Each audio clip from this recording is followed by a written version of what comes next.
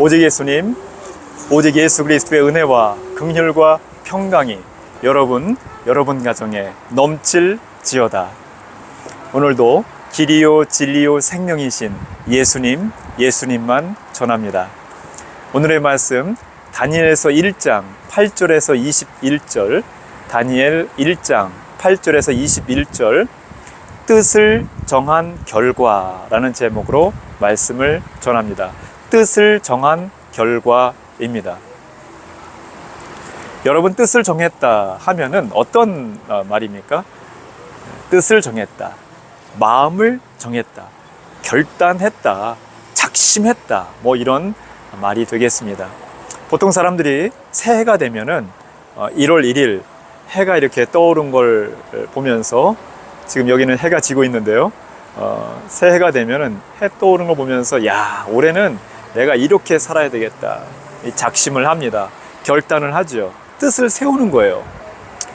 물론 사람에 따라서는 작심 3일, 작심 3주, 지금 이제 3월 중순인데요, 어떤 사람은 작심 3개월 뭐 이렇게 가는 사람이 있어요. 그리고 또 이제 그 뜻 정한 게 무너지면은 다시 또 후회하다가 다시 뜻을 세우고 뭐 이렇게 하죠. 오늘 말씀 가운데 다니엘과 세 친구들, 하나냐, 미사엘, 아사랴, 이 다니엘과 세 친구들이 뜻을 세우고 정합니다. 어떤 뜻을 세우느냐, 어떻게 작심하고 결단하느냐 보니까 바벨론 왕의 음식과 포도주로 더럽히지 아니하겠다, 뭐 이렇게 뜻을 세우고 정합니다. 왕의 음식이면은 얼마나 좋은 음식, 진수성찬 나오겠어요. 그걸 왜 먹지 않겠다고 하는가? 자, 보니까는요, 바벨론 왕의 음식이다. 이것은 바벨론에 많은 우상들이 있었어요. 3대 우상 하면은 바벨론에 하늘의 신, 땅의 신, 바다의 신이 있었는데, 그 외에도 뭐 산, 강, 대기의 신, 땅 아래, 땅 속의 신, 각종 또 동물들을 또 신으로 또 섬기기도 하고, 애굽에서도 애굽의 신들이 있었잖아요. 개구리 신, 파리 신, 이 신, 각종 동물의 신, 마찬가지로 이 바벨론에서도 많은 우상을 이 신으로 섬겼었던 것이죠.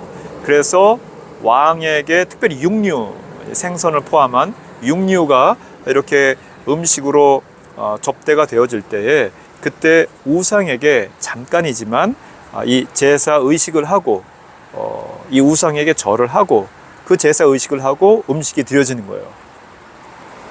이것을 알고 있는 다니엘과 세 친구들, 우리는 왕의 음식과 포도주를 먹지 않겠습니다.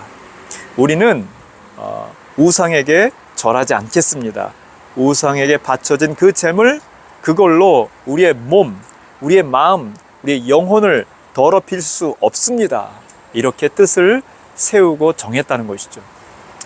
뜻을 세우고 정하는 것, 쉽지 않은 그런 마음가짐이지만, 마찬가지로 이것을 입 밖으로, 입 바깥으로 말을 하고, 그리고 그것을 또한 실천하는 것은 더욱 어려운 것이죠. 누구에게 말을 했어요? 바벨론에 포로로 끌려온 거예요. 노예처럼 질질 끌려온 이러한 다니엘과 세 친구들이 이 정복 국가의 높은 고위 관료, 이 환관장에게 말로 선포하듯이 우리는 먹지 않겠습니다. 왕의 음식과 포도주를 먹고 마실 수 없습니다. 환관장이 그 자리에서, 포로잖아요, 노예처럼 끌려온 자들이에요. 야, 너희들은 감옥, 너희들은 사형, 이럴 수 있어요. 하나님의 은혜가 임했습니다. 환관장이 거기에서 그것을 용납을 하지요. 그리고 정말로 왕의 음식과 포도주를 먹고 마시지 않습니다. 다니엘과 세 친구들, 우리는 세상에 물들지 않고 우상에게 우리의 몸과 마음과 영혼 더럽히지 않고 살겠습니다. 이렇게 뜻을 정한 결과 어떤 모습의 삶으로 살게 되었는가? 그 첫 번째는 얼굴이 더욱 아름다워졌다. 15절 말씀에 이야기하고 있습니다. 얼굴이 더욱 아름다워졌다. 열흘 후에 그들의 얼굴이 더욱 아름답고 살이 더욱 윤택하여 왕의 음식을 먹는 다른 소년들보다 더 좋아 보인지라 말씀을 하고 있죠. 얼굴이 더욱 아름답다. 살이 더욱 윤택해졌다. 이 말이 됩니까? 잘 먹지 않았는데? 그래서 어떤 사람들은 또 말을 해요.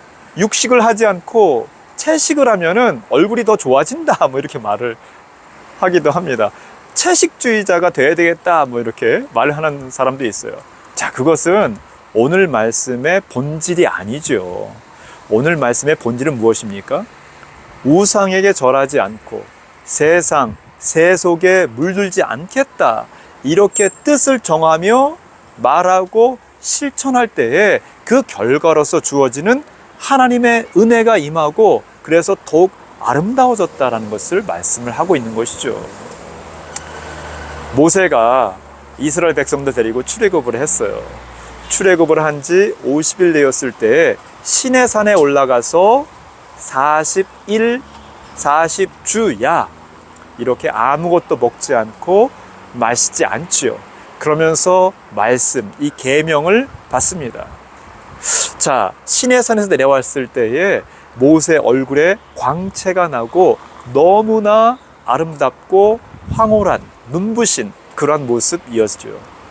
사람들이 모세 얼굴을 제대로 쳐다볼 수가 없었어요. 자, 모세가 금식했으니까 그렇게 아름다워졌어. 금식했으니까 광채가 났어. 그것입니까? 아니죠. 하나님의 은혜를 사모하고 뜻을 정하여서 그가 말씀을 받고 그리고 내려오니 하나님의 은혜가 임하여 그의 얼굴에 광채가 났던 것입니다.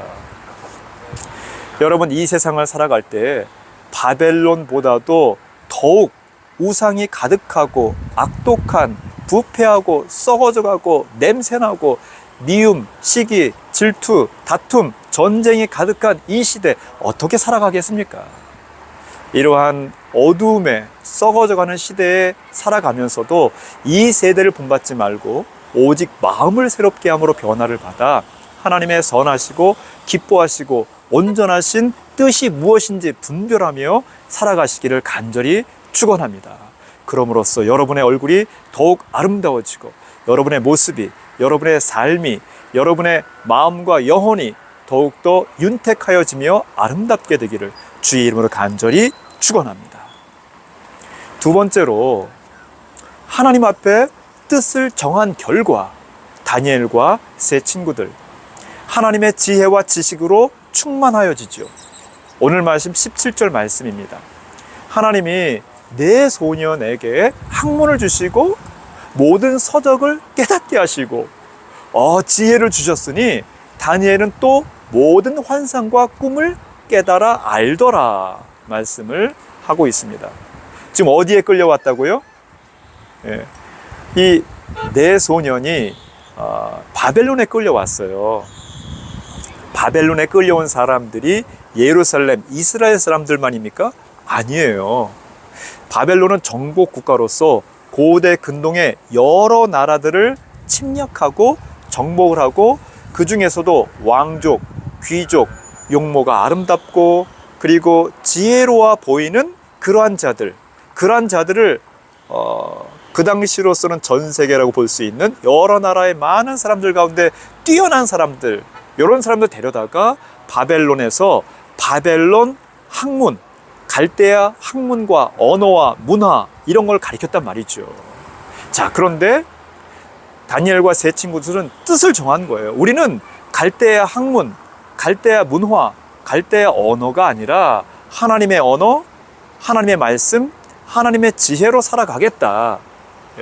우상에게 절하지 않겠다. 우상의 음식과 우상의 문화 이것에 우리가 물들이지 않겠다. 세상에 물들이지 않겠다라는 결단을 하였다는 것이죠. 그러니 어떻게 되었어요? 하나님의 지혜와 지식으로 충만해진 거예요. 여러분, 점점 세상은 악해져 가고 그리고 우리에게 타협, 계산하며 방종할 것을 유혹을 합니다. 뜻을 정해서 산다는 것, 하나님 말씀 따라 산다는 것, 성경적 가치관에 따라 실천하며 살아간다는 것이 정말 더욱더 어려운 시대에 우리가 살아가고 있죠. 조금만 이건 불법이 아니야, 이건 탈법이 아니야, 이건 편법이 아니야 하면서 거래하고 타협하면 얼마든지 더 잘 살 수 있을 것 같은 상황들이 얼마나 많이 있습니까? 그런 유혹 가운데 우리가 한 발짝 양보하고 한 발짝 뒤로 물러서고 죄를 한 번 주물르고 두 번 주물르고 그래도 괜찮을 것 같거든요. 그럼 또 한 번, 또 한 번, 또 한 번 양보, 또 한 번 계산, 또 한 번 악수하고 어떻게 돼요? 나중에는 죄에 무감각해지는 거예요. 하나님에 대한 희미한 기억들, 이제 그것마저도 이제 꺼질 듯 사라져가게 되는 것이죠. 새 속에 완전히 물들어져 버리는 것입니다.